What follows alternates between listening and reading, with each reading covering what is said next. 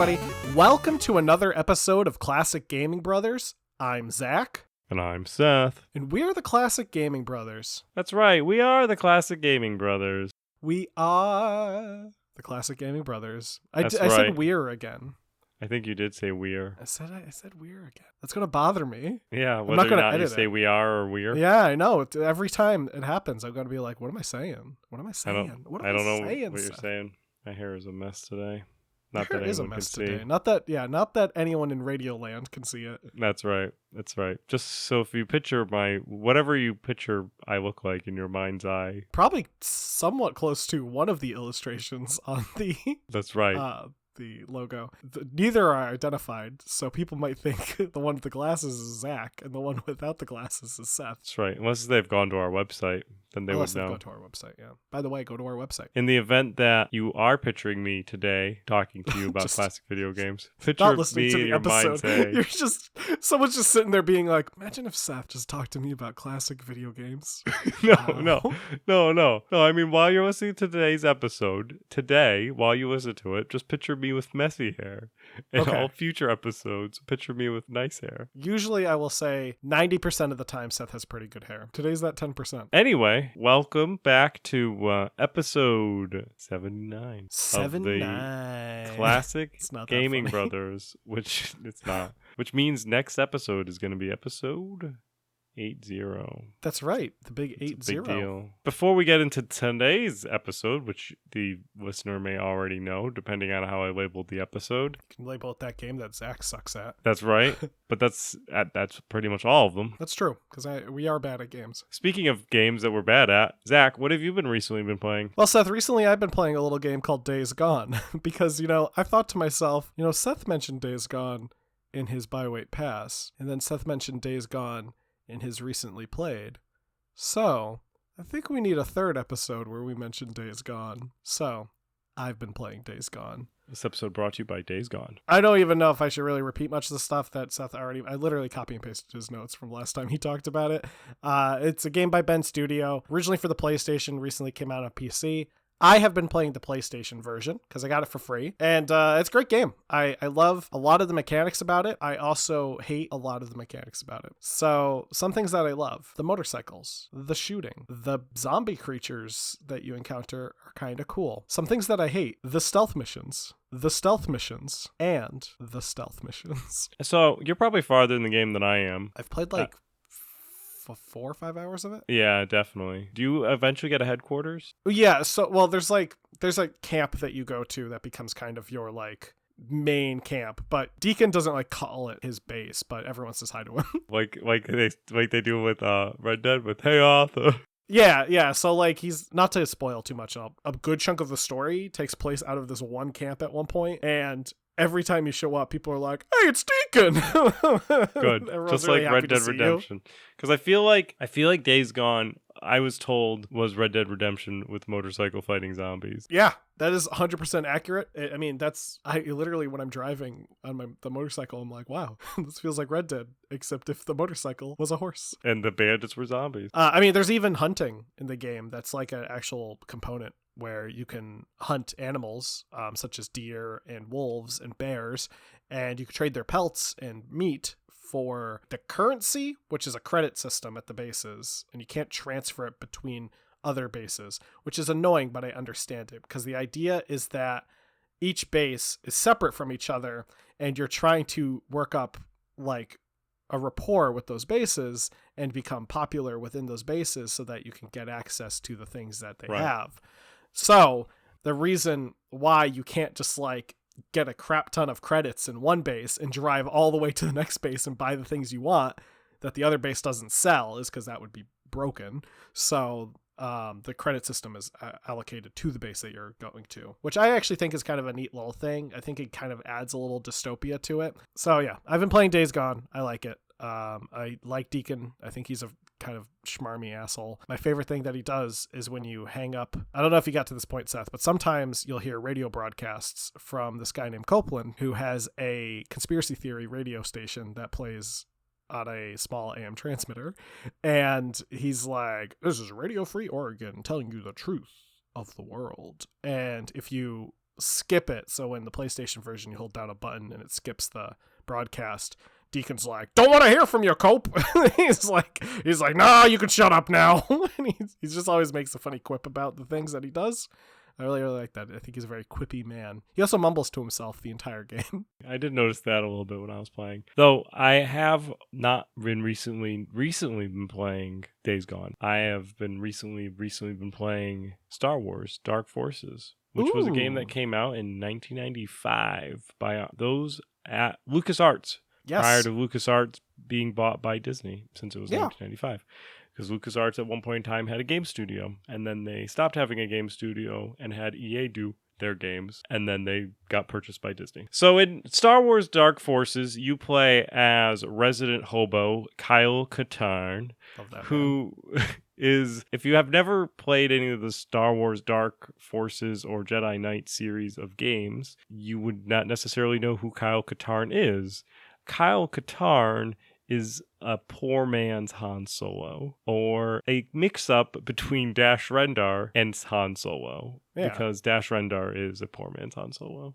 Kyle Katarn is somehow simultaneously the least important and most important person in the rebellion, and generally is assigned to do tasks, but doesn't really feel like he wants to. He grumbles the entire time, complains about it, and sometimes talks about working for the Empire instead. And I think there is actually in his history time where he did work for the Empire. Mm-hmm. He was a stormtrooper. Currently now just a layabout. Dark Forces is the first game in the series, and I'm pretty sure is the game that introduces Kyle Katarn. In the first game, there's a couple of cinematics in the beginning of the game, but then there are no more cinematics between missions. There is just a debrief screen. In the first mission, you get told by Mamatha, who is the red hair lady from Star Wars. She tells Kyle, hey Kyle, go get the Death Star plans. That's his mission, because it's before the Death Star plans are acquired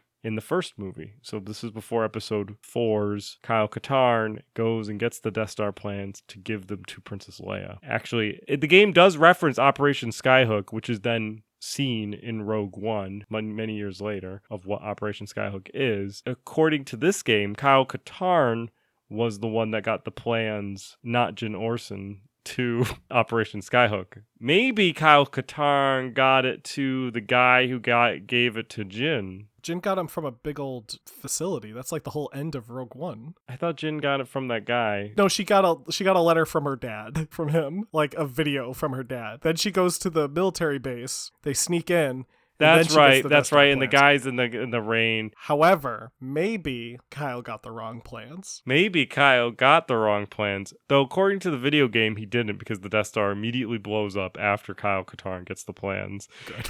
That's the first opening cinematic. And the game has many more missions after that. So then you have to go travel through. Now, this is our Dark Forces episode, and I think we already talked a lot about Dark Forces in our Star Wars episode. So we'll probably revisit the Dark Forces and Jedi Knight series because they are a treat. What I really have been enjoying with playing Dark Forces is that it is not really designed around mouse and keyboard. It's designed around keyboard and keyboard. The ideal placement of your hands when playing the game is having your left hand over WASD as normal and your right hand over the numpad, because you'll use the 9 and 3 key to pitch up and pitch down, and you'll use the 5 key to level out your pitch so that you can go look forwards. Because the mouse doesn't allow you to pitch up and down in Dark Forces that I could figure out. So if you can't pitch with your mouse, then you shouldn't be using your mouse, because you need to pitch to be able to shoot up and down. So that's, Star Wars Dark Forces is what I've been playing lately. So today we are talking about a game that I think it hits near and dear to our hearts. At least it hits near and dear to Seth's heart. I know it's a game that he likes. And I certainly have good memories of the franchise. And that game is Prince of Persia. So I remember the original Prince of Persia. We had some friends of the family that we went over to when I was a child and Zachary wasn't born. Okay. And we went into their basement, and they had their computer downstairs. and they had Prince of Persia. And the dad was like, oh, hey, while you're here and we do adult things, why don't you play this video game? Sounds weird. I mean, but it's true, right? Whatever they were doing upstairs, I think they were talking about moving taxes. something. Whatever they were doing, they set me up to play Prince of Persia, the original 1989 version of the video game. Excellent. So my memories are of the basement. I clearly remember the basement. I clearly remember the interaction we had with the dad. I remember playing the Prince of Persia, and I remember how the guy moved. And then later in life, we got a Prince of Persia 3D, which is one of the future editions of the game from a demo somewhere, so we could play a little bit of Prince of Persia. And it was really cool because I had those memories of the original Prince of Persia, which is not in 3D, and hence 3D being part of the title of Prince of Persia 3D. I think it was also the third, so I think they were being fun with it being Prince of Persia 3D. Yeah. That game was a joy for the 10-15 minutes that you're allowed to play in it. You were allowed like 1 or 2 levels, and it was cool. And I always liked demos, and I really wanted to buy the game, and we never did. I don't think to this day, I don't think I've beaten that game. Maybe I should pick that game up and play through it or something, or see if I can get it working on like an emulate, like my Raspberry Pi or something. Yeah. For my memories of the game, I was introduced to Prince of Persia, at least what I remember being introduced was via Prince of Persia 3D, the 3D game. That's how I was introduced to the franchise of Prince of Persia, I should say. I remember we had the game on the demo disc, and I remember some other random titles. I don't actually remember what else was on that disc. I do remember watching Seth play the demo disc, and I never played Prince of Persia, probably because I was too little. I do remember there was this one trap where your character's head would get chopped off by a spinning saw blade if you didn't dodge it correctly. Like, you had to roll through the door, but if you walked through, the saw blade would trigger and your character's head would just like fall off. It was really, I remember it being very blocky looking, where like it would just like drop off without any blood. Yes, it would just like flop off. Yeah. Very suddenly too. Now for OG Prince of Persia, I think I first played it when I downloaded a fan-made DOS port of the game called 4D Prince of Persia, which was available, one of my favorite websites growing up as a kid, which is still in operation, but they don't have downloads anymore. And that is Home of the Underdogs. Home of the Underdogs is a great It looks website. 100% identical to how it did back in like the 90s. It's beautiful. Good. I remember being very bad at 4D Prince of Persia, which apparently 4D Prince of Persia is like a more difficult version of Prince of Persia, so that's probably why I was also very bad at it. But I do remember I kept falling into the first like spike trap, and I probably fell in there like a few hundred times. So now let's talk. So what does Yale, karate, and Prince of Persia all have in common? I don't know. Jordan Mechner. Oh! So Jordan Mechner created a karate game and Prince of Persia while attending Yale. Jordan Mechner was born in 1964. And by the 1980s, he was attending Yale University. His mom was a computer programmer in the 1960s. And though I was listening to a story, he was on a podcast, actually John Romero's podcast. Oh, good. And they were interviewing him in regards to his life and like how he got to like designing Prince of Persia and stuff like that. And they were talking about his mom being a programmer. And Jordan Mechner was like, I was surrounded by like old terminals, like computer terminals in the basement from like my mom and dad, and like my dad did a lot of business entrepreneuring, so he started businesses, so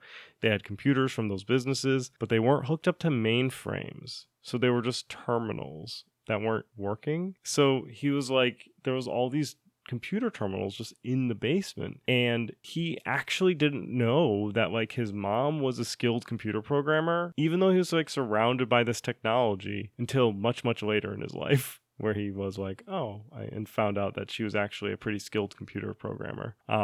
His father is actually a pretty famous psychologist who not only is like recognized pretty nationally as like a discoverer of some psychological things, and I have no basis of ground to talk about the psychology that he discovered or stuff like that. I just know he developed like certain things throughout it. His father was also a concert level pianist, a painter who specialized in portraits, a USCF rated chess master, spoke, I think, like 6 languages. Once again, nationally recognized psychologist, and also had a pretty large foundation and many, many different companies that he started. I think 4 of them, of which even Jordan, his brother David, serves as the CEO of one of them. And his father, still alive at 91. Wow, good for him.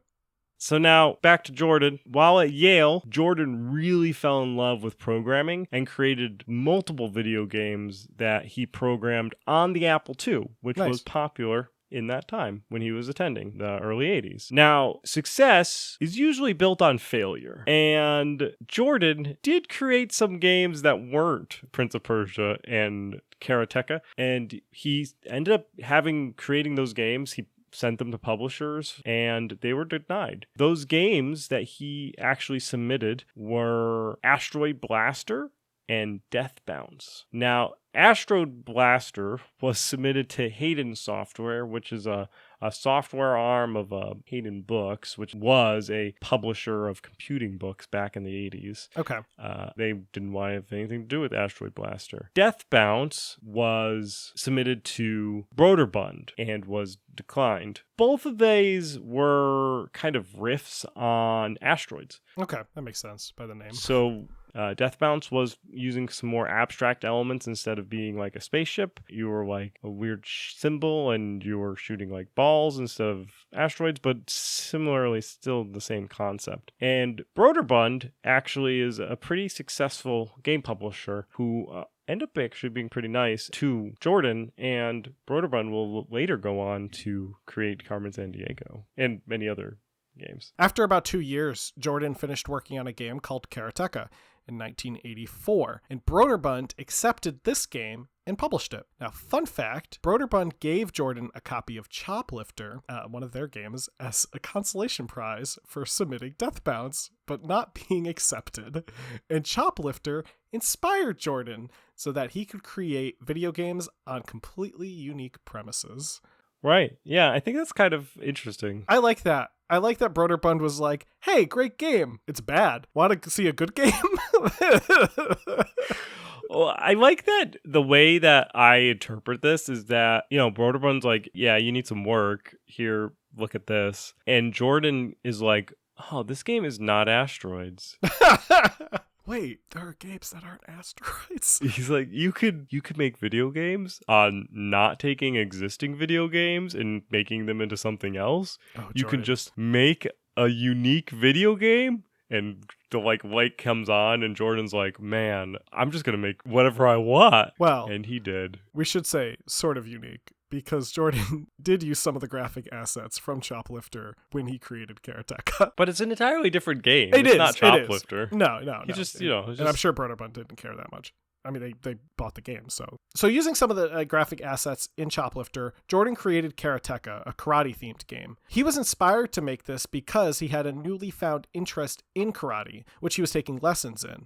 He was also inspired by his studies in film, because he was studying filmmaking at the time. The gameplay mechanic was fighting. However, Jordan felt that it was story-driven and that the fighting was just a component in the game, which I've played Karateka and I can see. So Karateka starts out with a kind of like cutscene where you see this martial arts person has kidnapped someone, and this other guy is trying to save that person. So there's like a little cutscene at the beginning where the guy shows that there's someone kidnapped, and then your character shows up, and then you kind of have to fight off one person at a time. And it kind of plays like an old like Bruce Lee movie. A lot of Bruce Lee movies, they come off like that, where it's like Bruce Lee takes on one guy at a time or a couple guys at a time. to save the day. Karateka probably deserves a more in-depth dive, but it was very successful for both Jordan and Broderbund. It hit the Billboard magazine sales chart at the second spot of July of 1985, right after Flight Simulator 2, and would become Broderbund's best-selling Commodore game by the end of 1987. By the year 2000, Karateka sold over 500,000 units, and it was also ported over to other systems besides the Commodore. It was available on the Apple, it was available on the NES, it was available on MS-DOS. I mean, Karateka has spread. So now, today, we're here to talk about Jordan's game that he developed after Karateka, which took up 3 more years of development, which in that game is Prince of Persia. Broderbund was already lined up to publish this game because of the success to Karateka. So Broderbund didn't necessarily tell Jordan to make Karateka 2. They were really just interested in Jordan making Karateka 2. They were like, Jordan, this game is obviously a very successful seller for us. We love it. We will give you money and we'll publish your next game. Whatever that may be, we're hoping Karateka 2. And Jordan's like, I hear your hopes, but I'm going to make a game that's a little different. And that game is Prince of Persia. So both Karateka and Prince of Persia were coded in 6502 assembly language, which the Apple II was able to use.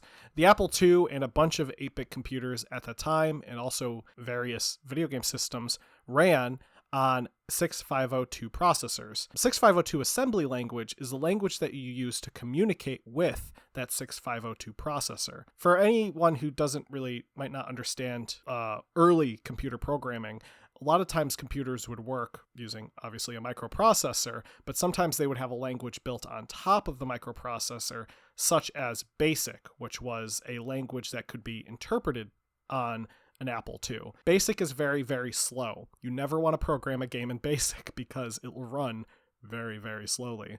So if you want to program a game to run at the best speeds on something like the Apple II or the Commodore 64, you have to program it in assembly language, because then it's running right off of the microprocessor. It's just doing everything it needs to do at the top speed. There's no interpretation that the computer needs to do to determine the code and translate it into 6502. But like nowadays, the computer has the speed where it can just figure it out. You're not bottlenecked. You don't need to put it on your processors. Right. Nowadays, we tend to not build video games off of assembly language for a processor. We build them in what are called engines, which we have modern computers that can do things much faster than the Apple II can. But back then you wanted to put it onto you wanted your games to be A, small, and B, fast. I mean, and you didn't, and a small, I don't mean with like less amount of code. I mean, when you programmed a game in BASIC, it was usually a larger sized file, like a larger sized game in terms of space than a game in 6502. So if you wanted to like fit a game on one floppy disk, you probably would choose 6502. There's a homebrew group called the 6502 Collective, and they do homebrews for the NES, which also used a 6502 microprocessor. Prince of Persia and Karateka were both ported, as we mentioned, to various other systems, as by the time Prince of Persia was released, people weren't really using the Apple II anymore. It was 1989, so things like the Macintosh were out and Windows was just around the corner. So people were playing on bigger and better systems, and the Apple II was on the out and out. So Prince of Persia takes place in Persia, and it specifically takes place in Persia of the Middle Ages. You play as a prince. Maybe? I'm pretty sure you're a prince. I mean, you're a prince in the later games. Yes, but there's nothing that specifically says you're the prince. Yeah, it's true. It's specifically, yeah, your protagonist isn't named. He just kind of like it does stuff. And the ultimate boss in the game is a Grand Vizier, who is a wizard named Jafar. No. His name is Jafar. Is it pronounced Jafar? Well, so the wizard in this game is Jaffar. The wizard in Aladdin is Jafar. So I think, for the purpose of this podcast, his name is now Jafar, not to be confused with Jafar. So yes, yeah, I guess we'll refer to him as Jafar because Seth doesn't want people to get confused with the Disney character Jafar, who came out later. So it's not like they were ripping him off. If anything, Disney That's ripped true. off Prince of Persia. I know, that's what I'm wondering. Well, anyway, he could be either or. He could be Jafar. And it's fine. you gotta rescue a princess who was captured by Jafar or Jafar. Excuse me, Disney. Get Bob on the phone right now and tell him to apologize to Jordan for ripping off his game. In the game, the character needs to escape the dungeons, progress through the castle, get to the tower where the princess is being held, and fight Jafar. You go through all these different various traps and puzzles, such as like pits of death and spike traps and various different things that are difficult to get past. So here's the question I have to raise. So the princess is locked in a tower. So Jafar or Jafar wishes to lock people in he locks the princess in the tower. He takes the prince, or some guy, and locks him in a dungeon where there are like traps and spikes. And if you have a place that's like a dungeon, why don't you just put everybody in there? Like, isn't like, why would you lock people separately from like detach them? Like, maybe it's like a chronic problem that this prince gets out of jail and he was like, you know what? I'm just going to separate you guys because otherwise this will be a really short thing. Well, and like Jafar works for the Jafar's like an employee of the tower. Like, he knows what's up. Why is he kidnapping the princess? Is there a coup going on? There is a coup. Okay. That's why he's evil. The Prince of Persia music is really fun, very classic. And if you like it, then as a fun fact for you, Jordan's dad composed the soundtrack for both Karateka and Prince of Persia, which is awesome. There's a whole family business going on. That guy loves helping his sons. Yeah, he does. That's awesome. Now, the animations in Prince of Persia are unique for the game. And that's because the sprites were animated using rotoscope technology in order to make those sprites realistic looking and fluid. And I think it actually really, really helps Prince of Persia stand up today. Now, rotoscoping is where an animator traces over a motion picture footage frame by frame so that the action is realistic. So when they take those assets that they just drew, however many pictures that has to be, as you draw like a horse galloping frame by frame by frame, and you flip through it, the horse will look like it's actually galloping because it's drawn second by second, essentially, over time. So the animation will be more fluid. In Prince of Persia, there is a significant amount of platform jumping in the game. And the prince makes this very, very iconic prince running, leaping, and grabbing on the ledge and like scrambling up the ledge, which if you've seen it in Prince of Persia, you know what I'm talking about. The way the prince runs, stops, kind of sometimes skips a bit, and it's all very human-like. And that's because he took footage of his younger brother David in white clothing running and jumping, and the footage is still out there, and Jordan has put it on the internet so that you can see footage of a young David Mechner, who is now a CEO, running in some like white billowy clothes and then scrambling up walls. The sword fighting was actually taken from the Adventures of Robin Hood and rotoscoped the similar way. There's a final duel scene in the 1938 film where thankfully for Jordan's sake, the camera is set in exact profile for the actors. So the way that they set the camera up before the filming of the sword fighting was so that the two fighters would be in profile so that he was able to rotoscope them pretty easily and use those animations everywhere in the game for the fighting sequences. Now, rotoscoping at the time for video games was 100% a novel idea. Yeah. People didn't rotoscope for video games. Jordan, who attended Yale Film and thus was familiar with rotoscoping because they did it in the film industry, did it not because he was trying to be innovative. He did it because he wanted lifelike movement in his game, but he knew his drawing skill wouldn't be able to get there.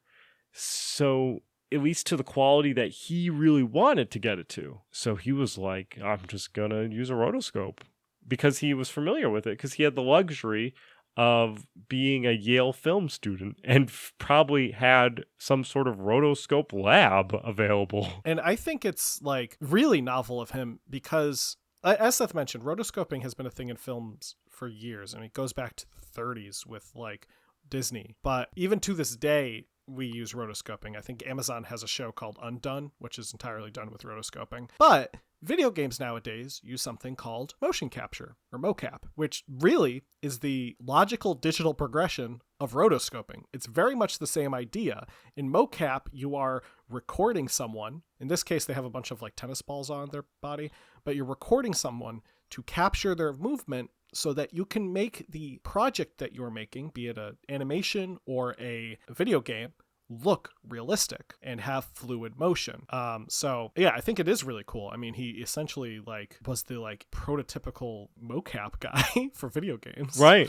Yeah, exactly. Yeah, no, it was. And I just like that it came because of like, he's like, I'm just not that great of a drawer. Like, he's like, my artist skill is not that great. So like, I'm just going to be, I guess, not necessarily lazy about it because rotoscoping is involved and has a lot of work, but I'm going to use this tool to assist me. And I think it's kind of cool how he did that. Now, the game itself was timed, and you could only save in the game once the second level was beaten. So if you didn't get past the second level, you couldn't even save the game. But if you couldn't get past the second level, then like you're going to be in for a rough time. And the reason before the timing of the entire game was that Jafar, or Jafar, who is the evil Grand Vizier, has taken power from the Sultan because the Sultan is gone fighting a war, so he's absent. And the Grand Vizier needs to marry the princess to solidify his power base, because that's a thing, I guess. I'm not familiar with coups. So she has 1 hour or she will be killed. And instead of locking her in the dungeon, he locks her in the tower. I guess so in case she decides that she says, yeah, I want to marry you, she's there in the tower ready to go. That makes sense. Now I'm just, so like, all right, my big question here. So we got Jafar, the Grand Vizier.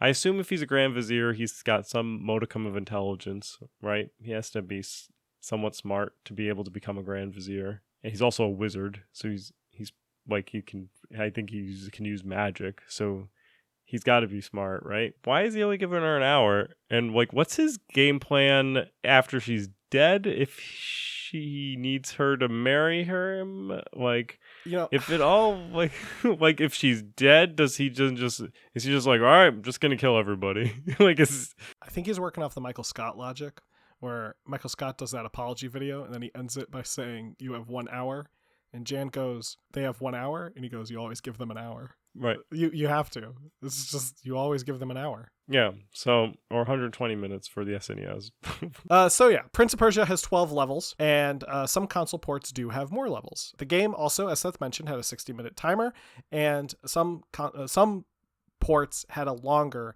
timer. For example, the Super Nintendo version had a 120-minute timer, since it is a little bit of a harder game and the levels are a little bit longer. The character's health is represented by some triangles, and you start off with 3. And if the character takes some minor damage, such as getting stabbed, which I would consider more than minor, but in this game it's minor, falling a short distance, or getting pegged by a rock, which these are all minor, apparently. I consider these catastrophic injuries. One of the triangles gets taken away. You can just flat out die if you fall far enough, which little Zach learned when he played 4D Prince of Persia for MS-DOS, because I just kept on dying. There are various power-ups, and they can grant you more triangles, or restore, or even take away a triangle, which is not a power-up. But that's a poison. That's just sad.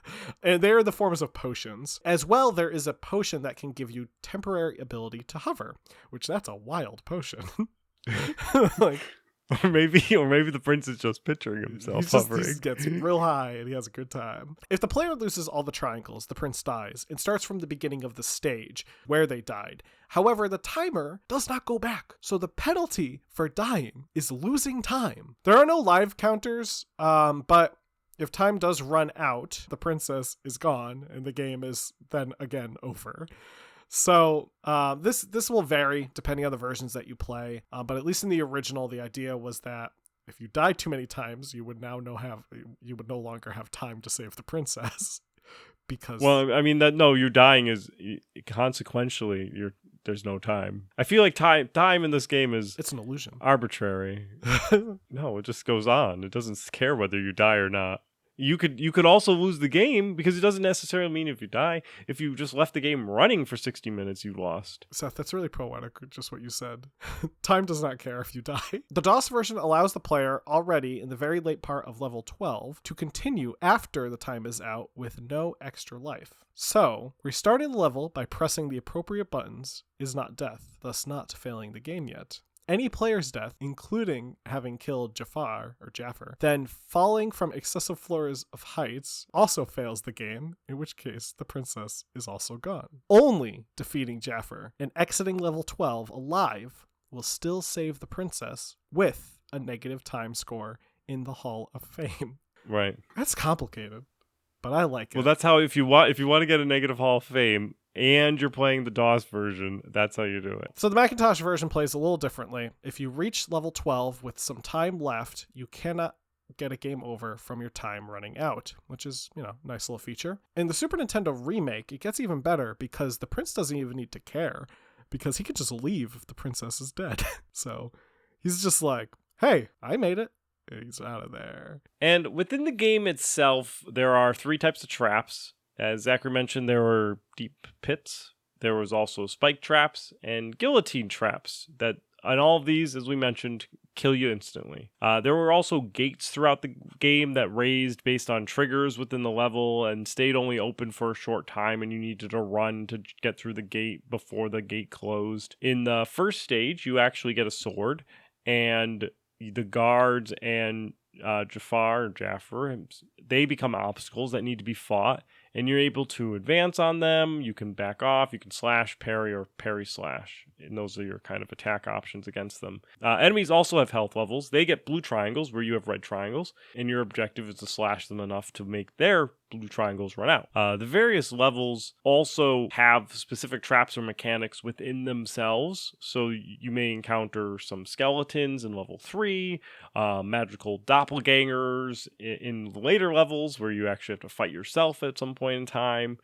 And the 12th level ends up always being the most difficult and complicated, as it should be, being the end that culminates in a fight with Jafar himself. And once the ultimate bad guy is defeated, princess is saved. What ends up happening is whatever time is remaining becomes your score. So cool. And gets put up in the game as like your high score or low score, I guess, if you have a negative. I thought that was kind of a unique element. Instead of giving you lives, it just gives you time. And time becomes a very pivotal thing in the Prince of Persia franchise. Like in Sands of Time. Sands of Time, where you're able to reverse or push forward time. And I think that all ties back to time being a big component of these early games, where it was literally your score if you could get through the game fast enough. To talk about the numbers, as we do when we do the talking about sales receptions and all of that, Prince of Persia is actually one of my favorite type of game to talk about, because when it launched, it had really positive critical reception, but was, when it launched,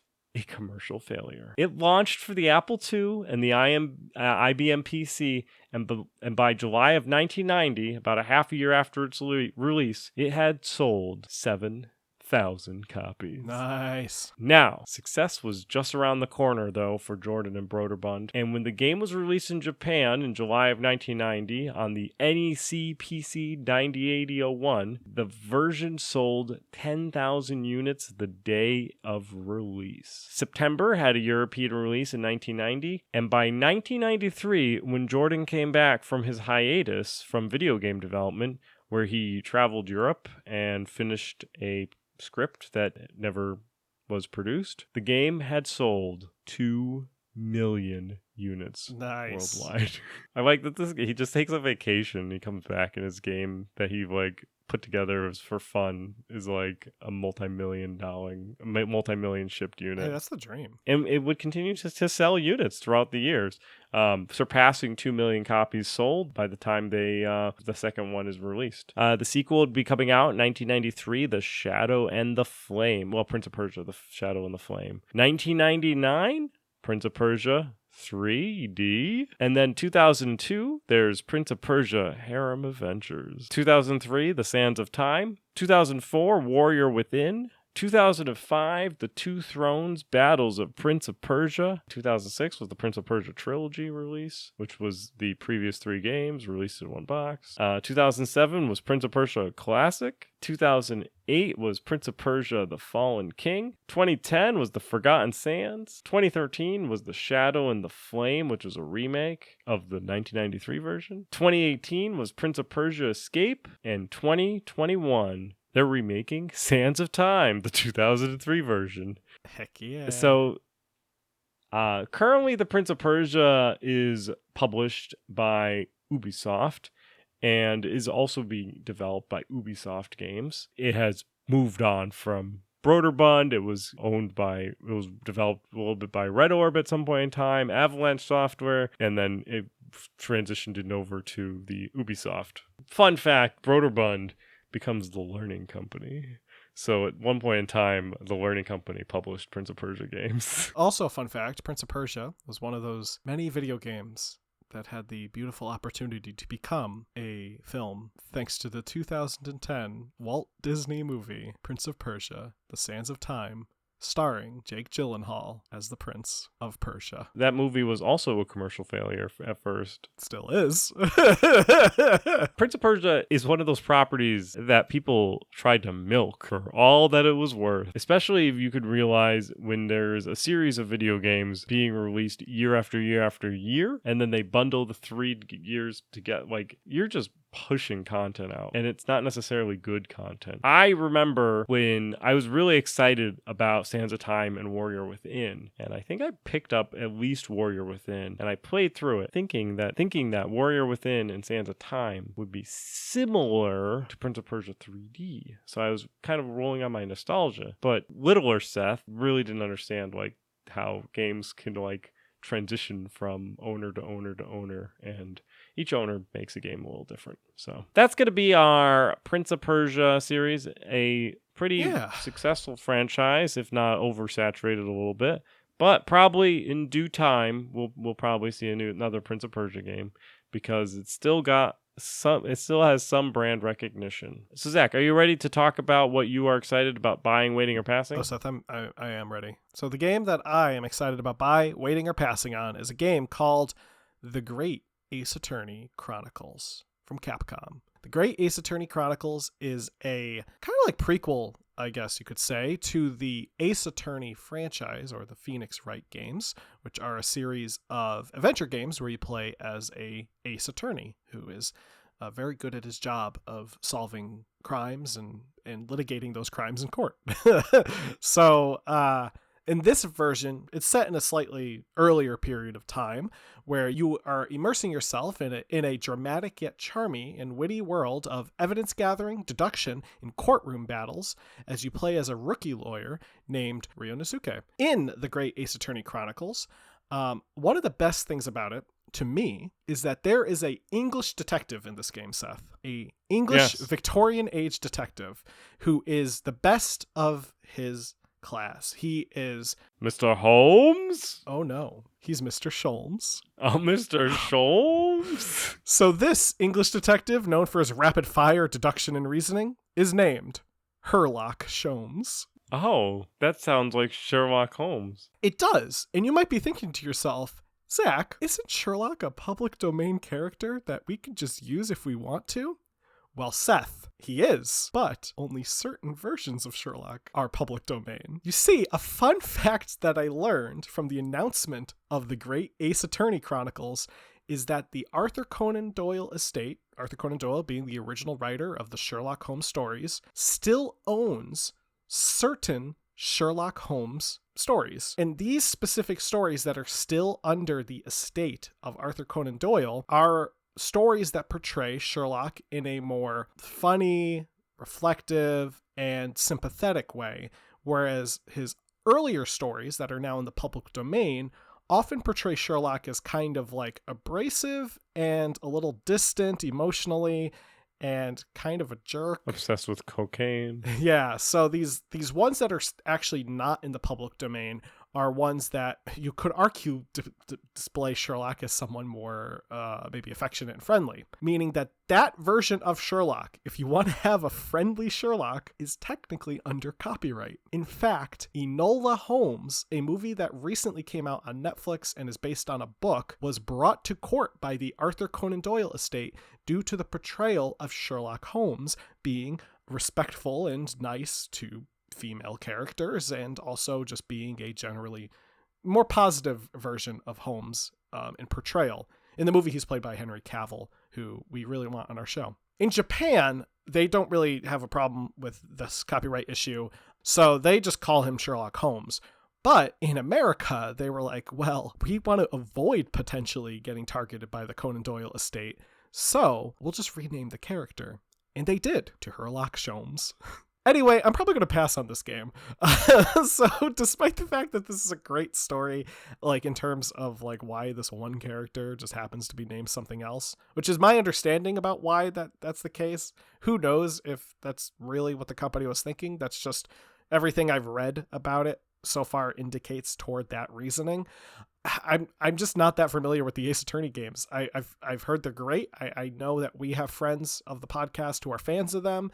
Actually, there's a Twitch channel that I like to watch every now and then called The Egg and I, and they did a stream of the Ace Attorney games not too long ago. They seem like really fun games. I'm actually surprised Seth isn't interested, or at least hasn't played them, considering they are more of like adventure games than anything else. I'm going to pass on this because I would rather play the first few Phoenix Wright games before I start delving into like spin-offs and sequels. I'm sure it's going to be a great game though, from what I've heard of previous Phoenix Wright and Ace Attorney games. So for those of you out there who are fans of the franchise, be sure to look out for the great Ace Attorney Chronicles coming out in July of 2021. It's coming out on the 27th of July. But for now, I'm going to put it down as a pass. If anything changes and I get to play the rest of the Ace Attorney storyline, maybe I'll switch that over to a buy. The game that I'm excited about buying, waiting, or passing on is a game called Going Medieval, which is where you play a colony building simulator, except you're set in the Middle Ages. So you construct a multi-story fortress in like the wilderness, and you have to defend it off against raids and make sure that your villagers are happy as in their lives are shaped and changed as the world moves on. It looks really good. I'm like digging it. The more that I look through the screenshots and the corresponding like videos and playthroughs, it looks like a pretty cool game.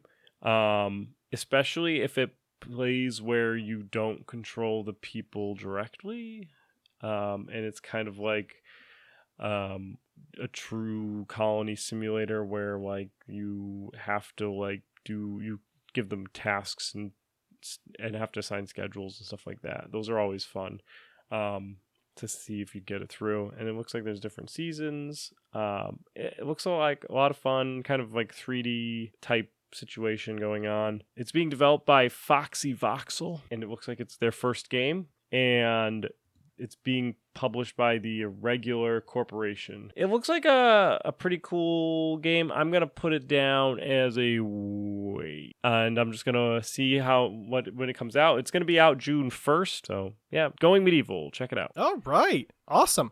And with that, that's going to be the end of our episode. So I'm going to quickly go through how to contact us, listen to us, and support us. So you can contact us by sending us an email at classicgamingbrothers@gmail.com. You can also send it to Seth at Classic Gaming Brothers, or Zach at Classic Gaming Brothers, or Classic Gaming Brothers at classicgamingbrothers.com. Send us the email. Give us your feedback. Let us know what you liked about the episode, don't like about the episode. And if you do so, we'll put you in a drawing for winning a free game from a list of games that we already have. Anyway, that's how you can contact us. You can also go to our website, classicgamingbrothers.com, go to our contact us, and fill out the form there. Now, while you're at the website, you can listen to us by going over to going over to the lounge, the main page, and listening to us right there. You can also go over to any of the podcasting apps, and you can just listen to us on whatever you prefer. We're on all sorts of Stitcher, Spotify, iTunes, you name it, we're there. You can listen to us. And to support us, well, you're doing already by listening to us. We really appreciate the listens and you coming back for episode after episode to hear us talk about various video games. You can also let your friends know, because more people listening to us will make us be supported more. Let your friends know if they have a commute now that they're going back to the office. Let them know that if they're bored, they can listen to the Classic Gaming Brothers. We release on every Sunday, which ends up making sure that we get into your feed by Monday morning. So that's there, and that's our commitment for you. And we haven't yet broken that streak. So probably will have to break it one day, but that's going to be what we're doing so far. And you can also support us by following us on all of our social media. We have our Facebook, we have our Twitter, we have an Instagram, we have a Twitch. To go through that, our Facebook is at Classic Gaming Brothers. Our Instagram is at Classic Gaming Brothers. Our Twitch is at Classic Gaming Brothers. Well, it's actually at twitch.tv/Classic Gaming Brothers. And our Twitter is at CG Brothers Pod. So follow, like, share, subscribe, do all those things, ring all the bells, and you'll be supporting us just fine. If you want to, you can also give us a review on whatever you listen to us on. And that helps us with the algorithms, or at least that's what they tell us to say. And with that, Zach, am I missing anything? Don't play games like my brother. And don't play games like my brother. I've been Zach. And I've been Seth. We've been the Classic Gaming Brothers. That's right. Right. I just, when the Prince of Persia with that blade comes